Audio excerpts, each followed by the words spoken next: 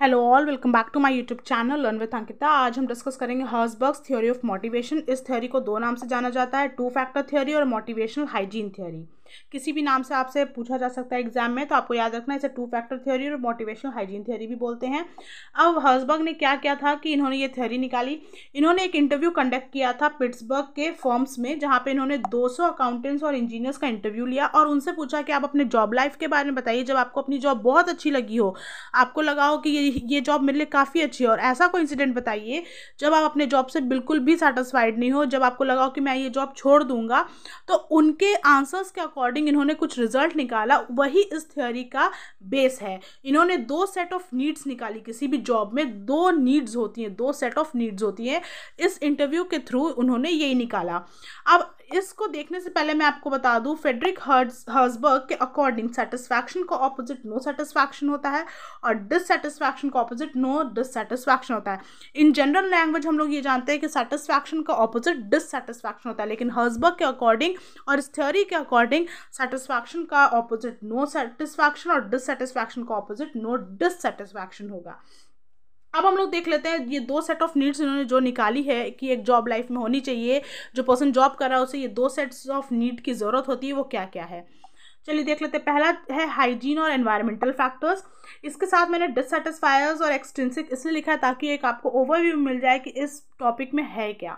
Extrinsic वो factors होते हैं जब हम किसी काम को करते हैं और उसके बदले कुछ चाहते हैं, जैसे कि हम काम कर रहे हैं, हमें सैलरी चाहिए, हमने कोई इवेंट में पार्टिसिपेट किया और उसमें कोई प्राइज मनी है वो चाहिए, लाइक कुछ करने के बदले में कुछ चाहिए, तो वो है एक्सट्रिंसिक फैक्टर्स। और डिससेटिस्फायर वो हो गया कि अगर हमें ये चीज़ नहीं मिलेगी तो हम डिससेटिस्फाइड हो जाएंगे। हम सेटिस्फाइड नहीं होंगे, सेटिस्फाइड भी नहीं होंगे, लेकिन डिससेटिस्फाइड हो जाएंगे, मतलब उस चीज़ का वो एंड हो जाएगा, वो डिससेटिस्फैक्शन होता है।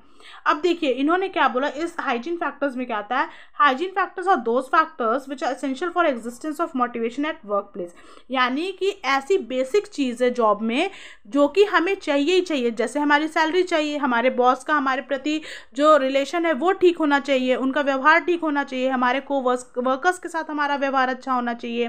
तो ये सब जो चीज़ें अगर हमें मिलती रही तो हम जॉब से सेटिस्फाइड तो नहीं होंगे, लेकिन हम डिससेटिस्फाइड भी नहीं होंगे। हम जॉब करते रहेंगे, छोड़ने के सोचेंगे नहीं।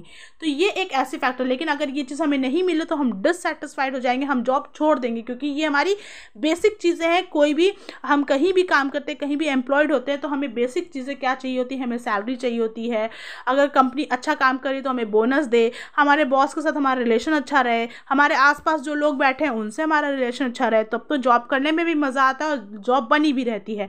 तो अगर ये सारी चीज़ें मिलती है तो इंसान डिससेटिस्फाई नहीं होता है, और इसमें एक्सट्रिंसिक फैक्टर्स इन्वॉल्व होते हैं। हाइजीन फैक्टर्स में एक्सट्रिंसिक फैक्टर्स इन्वॉल्व होते हैं, यानी कि कुछ करने के बदले हमें कुछ चाहिए। ठीक है, अब आगे देख लेते हैं। इसमें बोल रहा है दस the absence of extrinsic factors cause dissatisfaction among the employees. अगर इसमें एक्सट्रिंसिक फैक्टर्स इन्वॉल्व नहीं होंगे तो जो एम्प्लॉयज है वो डिससेटिस्फाई हो जाएंगे। मैंने बोला कुछ करने के बाद उन्हें कुछ मिलेगा नहीं तो वो डिससेटिस्फाई हो जाएंगे। यहाँ पे बात नोट करेगा, सेटिस्फाई नहीं होंगे, क्योंकि हमने देखा था डिससेटिस्फैक्शन का जो ऑपोजिट था वो नो डिससेटिस्फैक्शन, यानी कि वो डिससेटिस्फाई नहीं होंगे, सेटिस्फाई भी नहीं होंगे लेकिन डिससेटिस्फाई भी नहीं होंगे। वो अपना काम करते रहेंगे, जॉब में मेंटेन रहेंगे। ठीक है, और अब देख लेते हैं इसमें क्या क्या आएगा। मैंने बोला अगर रिलेशनशिप अच्छा रहा सुपरवाइजर्स के साथ, सैलरी मिलती रही, जॉब सिक्योरिटी रहा, वर्किंग कंडीशन अच्छा है, तो वो जॉब में मेंटेन रहेंगे। यही हमारा हाइजीन फैक्टर्स में आता है। और देख लेते हैं इसमें क्या बोलता है। In other words hygiene factors are those factors which when adequate reasonable in a job pacify the employees and do not make them dissatisfied. वही बात बोली जा रही है, अगर सारी सब कुछ एडिक्वेट रहा, रीजनेबल रहा एक जॉब में, तो एम्प्लॉयज बने रहते हैं और वो डिससेटिस्फाइड नहीं होते हैं। तो यही था हमारे हाइजीन और हाइजीन फैक्टर्स में। अब चलिए अब हम दूसरा पॉइंट देख लेते हैं, मोटिवेशनल फैक्टर्स। ये दूसरी नीड निकाली है हर्जबर्ग ने जो कि एक एम्प्लॉय के लिए ज़रूरी होती है, वो है मोटिवेशनल फैक्टर्स। इसके आगे मैंने सेटिस्फायर्स लिख दिया और इंट्रिंसिक फैक्टर्स लिख दिया, जिससे कि आपको पता होगा कि इस पॉइंट के अंदर क्या आएगा। सेटिस्फायर इसलिए कि अगर एक एम्प्लॉय को ये जितने भी मोटिवेशनल फैक्टर्स मैं आगे बताऊँगी वो मिलते हैं तो वो सेटिस्फाइड होता है अपने जॉब से। ठीक है, और नहीं मिलते हैं तो वो नो सेटिस्फैक्शन अचीव करता है, यानी कि वो डिससेटिस्फाई नहीं होगा, वो जॉब में मेंटेन तो रहेगा, यानी कि उसे सेटिस्फैक्शन मिलेगी अगर वो ये सब फैक्टर्स उसे मिलते हैं, लेकिन वो डिससेटिस्फाई भी नहीं होगा। और इंट्रिंसिक फैक्टर्स वो जो कि एक इंसान के अंदर से आती है, अंदर से जो मोटिवेशन आती है उसे इंट्रिंसिक फैक्टर्स बोलते हैं। ठीक है, हाइजीन में हमने देखा था कि वो एक्सट्रिंसिक होता है, यानी कि उसे काम के बदले कुछ चीज़ चाहिए, कोई चीज़ चाहिए, वो बाहर से उसे मोटिवेशन मिलता है। लेकिन इंट्रिंसिक फैक्टर्स वो होते हैं जो कि उसके अंदर से मोटिवेशन आता है।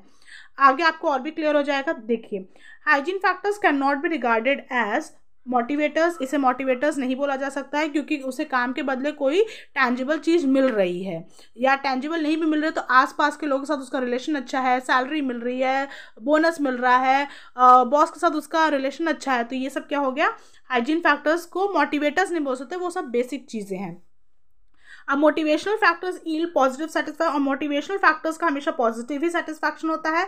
और अगर एक एम्प्लॉय मोटिवेट है तो वो अपना परफॉर्मेंस भी अच्छा ही देगा, उससे बढ़कर ही देगा, उसके अगर नॉलेज एनहांस हो रही है या फिर उसे रिकॉग्निशन मिल रहा है कोई काम करने से, तो उसका परफॉर्मेंस भी इंप्रूव होगा।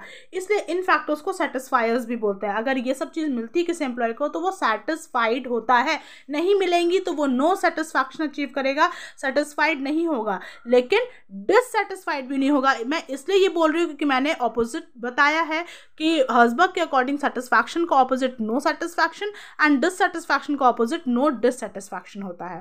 ठीक है, these factors are involved in performing the job. Employees find these factors intrinsically rewarding. मैंने बोला था कि इंट्रिंसिकली रिवॉर्डिंग यानी कि अंदर से उन्हें खुशी मिलती है, अंदर से वो मोटिवेट होते हैं कोई भी काम करने के लिए, जिससे कि उनका परफॉर्मेंस भी इंप्रूव होता है। अगले देख लेते हैं, the motivators symbolizes the psychological needs that were perceived as an additional benefit. ये साइकोलॉजिकल नीड्स है, यानी कि किसी को चाहिए वो चीज़, जैसे कि सैलरी के साथ साथ अगर आपको थोड़ी रिकॉग्निशन मिल जाए आपके काम के लिए कि हाँ इस बंदे ने ये काम किया है, या सैलरी या फिर एम्प्लॉय ऑफ द मंथ बना दिया जाए, या फिर आपको एक लेवल अप भेज दिया जाए, आपको प्रमोशन दे दिया जाए, तो आपको वो रिकॉग्निशन, वो जो मोटिवेशन है वो अंदर से आएगी। ठीक है, जिससे कि आप और भी अच्छा काम करना चाहेंगे। तो इस थ्योरी में, इस मोटिवेशनल फैक्टर्स में यही बताया गया है।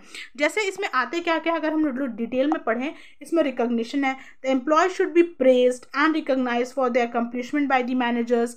अगर उनकी टॉप अथॉरिटी उन्हें थोड़ा सा प्रेज करेगी, रिकॉग्नाइज करेगी कि इस बंदे ने ये पर्टिकुलर काम किया, इससे हमें इतना बेनिफिट हुआ, तो इसे आप प्रेज कर रहे हैं, तो जो मोटिवेशन है वो उसके अंदर से आएगी, वो अच्छा काम करेगा। Sense of achievement, the employees must have sense of achievement, this depends on the job, there must be a fruit of some sort in the job. अगर जैसे कि हम कहीं काम करते हैं, हमें कोई चैलेंजिंग जॉब मिलता है, हम उससे अच्छा रिजल्ट निकालते हैं, तो हमें कितना खुशी मिलता है कि हमने कुछ नया जाना, हमने कुछ नया प्रोडक्टिव किया, उसमें खुद भी सेल्फ कॉन्फिडेंस भी आता है। तो सेंस ऑफ अचीवमेंट को आप सेल्फ कॉन्फिडेंस भी कह सकते हैं। Next point is growth and promotional opportunities. अगर कोई काम करने से आपको किसी भी तरह का ग्रोथ या फिर प्रमोशन मिल रहा है, तो भी वो आपको अंदर से मोटिवेट करेगा उस कंपनी में काम करने के लिए, उस कंपनी को ग्रो करने के लिए। सेकेंड इज, अगर आपको कोई रिस्पॉन्सिबिलिटी हैंड ओवर कर दी जाए और आप उस रिस्पॉन्सिबिलिटी को अच्छे से निभाते हैं, या फिर आपको सिर्फ एक रिस्पॉन्सिबिलिटी भी हैंडल कर दी जाए, तो आपको अंदर से काफ़ी मोटिवेशन मिलेगा कि मुझे इस चीज़ के लिए चुना गया या मुझे इस चीज़ के लिए काबिल समझा गया। तो ये सब छोटी छोटी चीज़ें हैं जो कि किसी भी एम्प्लॉय को मोटिवेट कर सकती हैं। Next point is meaningfulness of work. Meaningfulness of work में क्या है, the work itself should be meaningful, interesting and challenging for the employee to perform and get motivated. ऐसा नहीं कि कोई भी काम पकड़ा दिया गया, खाली उसका काम बढ़ाने के लिए काम पकड़ा दिया गया, तो वैसा नहीं। कोई वो जो जॉब उसे दिया जा रहा है उससे उसकी नॉलेज एनहेंस हो, उसका जो उसे वर्क कुछ चैलेंजिंग लगे, उसे लगे कि नहीं मुझे इस काम के लिए चुना गया है, कुछ मीनिंगफुल काम अगर उसे दिया जाए तो ही इंसान अंदर से मोटिवेट होता है, उस कंपनी में काम करने के लिए इच्छुक होता है और वो वहाँ पे बना रहता है। तो अगर ये सारी चीज़ें किसी एम्प्लॉय को मिलती हैं तो वो सेटिस्फाइड होता है, और नहीं मिलती हैं तो वो नॉट सेटिस्फाइड होता है, लेकिन डिससेटिस्फाइड नहीं होता है। ऐसा नहीं है कि वो जॉब छोड़ के चला जाएगा, ऐसा नहीं, वो वहाँ बना रहेगा, लेकिन अगर ये सब मिलती है तो उसकी परफॉर्मेंस इंप्रूव होगी, वो खुद को उसमें सेल्फ कॉन्फिडेंस आएगा। तो ये सब फैक्टर्स काफ़ी इंपॉर्टेंट होते हैं, मोटिवेशनल फैक्टर्स में यही सब आते हैं। अब हम लोग देख लें कि हर्जबर्ग के अकॉर्डिंग 4 कॉम्बिनेशन होते हैं, ठीक है, उन्होंने 4 कॉम्बिनेशन दिया है। पहला, high hygiene and high motivation, एक सबसे परफेक्ट सिचुएशन कहा गया है जहाँ पे एम्प्लॉयज़ हाईली मोटिवेटेड है और उनकी बहुत ही कम कंप्लेंट्स हैं। दूसरा, high hygiene and low motivation, the employees have fewer complaints, इसमें फ्यू कंप्लेंट्स है but are not highly motivated, ठीक है, कंप्लेंट्स कम है लेकिन उनकी जो मोटिवेशन है वो कम है, ठीक है ना। Next point is low hygiene and high motivated, इसमें लो हाइजीन है और हाई मोटिवेशन है। जैसे employees are motivated but have a lot of complaints, वो मोटिवेटेड तो हैं पर कंप्लेंट्स बहुत हैं। A situation where the job is exciting and challenging but salaries and work conditions are not up to standard और par, जहाँ पे situation बहुत अच्छी है, जॉब भी एक्साइटिंग है, चैलेंजिंग है, लेकिन जो सैलरी है वही ठीक से नहीं मिल रहा है, उसका जो को वर्कर्स है वही ठीक नहीं है, उनसे उसका जो रिलेशन है वो अच्छा नहीं है, तो यहाँ पे लो हाइजीन एंड हाई मोटिवेशन आ गया। Second is low hygiene and plus low motivation, यहाँ पे ना एम्प्लॉयज मोटिवेटेड ही है और कंप्लेंट्स भी बहुत सारी हैं, तो उनके हिसाब से 4 ऐसी कंडीशंस बन के आती हैं। अब बात की जाए लिमिटेशंस की, तो पहला लिमिटेशन है job satisfaction and job productivity are not directly related. बोल रहा है सेटिस्फैक्शन को आप प्रोडक्टिविटी के साथ डायरेक्ट रिलेट नहीं कर सकते। कैसे? हर इंसान के सेटिस्फैक्शन लेवल अलग होती है, हो सकता है कि अगर वो सेटिस्फाइड भी है तो भी वो उतना अपना प्रोडक्टिविटी इंक्रीज़ ना करे, वो उतनी मेहनत ना करे, वो सोचे कि हमें अपने काम के बदले उतना तो मिल ही रहा है, आगे करने की क्या जरूरत है। यानी कि पर्सन टू पर्सन ये जो फीलिंग है वो डिफरेंट हो सकती है। इट कैन बी सब्जेक्टिव वही चीज़ है कि हर person to person job satisfaction के जो मीनिंग है वो डिफरेंट हो सकती है। उसे सब कुछ मिल रहा है, उसे हाइजीन फैक्टर्स मिल रहे हो तो उसे लगे कि मोटिवेशनल फैक्टर्स भी चाहिए, उसे और कुछ चाहिए अपने जॉब से, तो हर पर्सन टू पर्सन ये चीज़ चेंज हो सकती है। Next is ignores external factors, ये जो थियोरी है एक्सटर्नल फैक्टर्स को इग्नोर करता है, यानी कि मान लीजिए कि हर्जबर्ग थियोरी ने जितने भी नीड्स निकाली वो सब कुछ फुलफिल हो रही हो, लेकिन कोई कंपनी है वो सैलरी कम पे कर रही है as compare to competitors business, वो अपने एम्प्लॉयर्स को उसी काम के लिए ज़्यादा सैलरी दे रहा हो, अच्छी सैलरी दे रहा हो, तो उससे भी जो ये एक्सटर्नल फैक्टर को इग्नोर किया गया, यानी कंपेटिटर्स को जो इग्नोर किया गया है, ये सूट नहीं करता इस थियोरी को। Now next is suitable for rich and developed countries, not suitable for poor and developing countries। बोल रहा है कि ये सिर्फ रिच और डेवलप्ड कंट्रीज को सूट करता है जहाँ पे पेइंग कैपेसिटी ज़्यादा हो, पुअर और डेवलपिंग कंट्रीज को सूट नहीं करता है ये थियोरी। तो ये सब इसके कुछ लिमिटेशंस है। अब रिजल्ट क्या निकल के आया था 2 फैक्टर थियोरी का, हम लोग देख ले। The 2 factor theory implies that the managers must stress upon guaranteeing the adequacy of the hygiene factors to avoid employee dissatisfaction। इसका इम्प्लीकेशन ये था कि मैनेजर को इस पर ज़्यादा ध्यान देना चाहिए, उनको गारंटी देना चाहिए, गारंटी लेनी चाहिए कि हाइजीन फैक्टर्स मेंटेन रहेंगे तो कम से कम जो एम्प्लॉयज़ हैं वो डिससेटिस्फाई नहीं होंगे, सेटिस्फाई नहीं होंगे लेकिन डिससेटिस्फाई भी नहीं होंगे। Also the managers must make sure that the work is stimulating and rewarding so that employees are motivated to work and perform harder and better. अगर दूसरी नीड को देखा जाए तो बोला जा रहा है कि इसका रिजल्ट ये निकला कि मैनेजर को मेक श्योर करना चाहिए कि जो जॉब है वो स्टिमुलेटिंग हो, उन्हें अट्रैक्ट करे, उन्हें रिवॉर्डिंग लगे, ताकि वो मोटिवेट रहें और अपना अच्छा दे सकते हैं, वो वर्क और ज़्यादा हार्ड वर्क करें। अब this theory emphasizes upon job enrichment so as to make motivate the employees. वही है कि उनके जो वर्क एरिया उन्हें बढ़ा दिया जाए, मीनिंगफुल वर्क दिया जाए, ताकि वो उस जॉब को ज़्यादा चैलेंजिंग समझे, जिससे कि उनका कुछ प्रोडक्टिव यानी कि कुछ नॉलेज बढ़ सके और वो कुछ प्रोडक्टिव कर सकें, कुछ ज़्यादा सीख सकें। The job must utilize the employees skill and competencies to the maximum, focusing on the motivational factors can improve the work quality. अगर मोटिवेशनल फैक्टर्स को ध्यान दिया जाए तो वर्क क्वालिटी को बढ़ाया जा सकता है, लोगों की जो इंट्रिंसिक मोटिवेशन है उन्हें बढ़ावा दिया जा सकता है, जिससे कि वो ज़्यादा हार्ड वर्क करेंगे और अल्टीमेटली कंपनी का फ़ायदा होगा। तो ये इसका रिजल्ट निकल के आया था, लेकिन लिमिटेशंस हमने देखा कि लिमिटेशन भी है जिसकी वजह से ये थियोरी बहुत ज़्यादा सक्सेसफुल नहीं हुई। तो ये था Herzberg theory of motivation. I hope आपको क्लियर होगा। Thank you so much.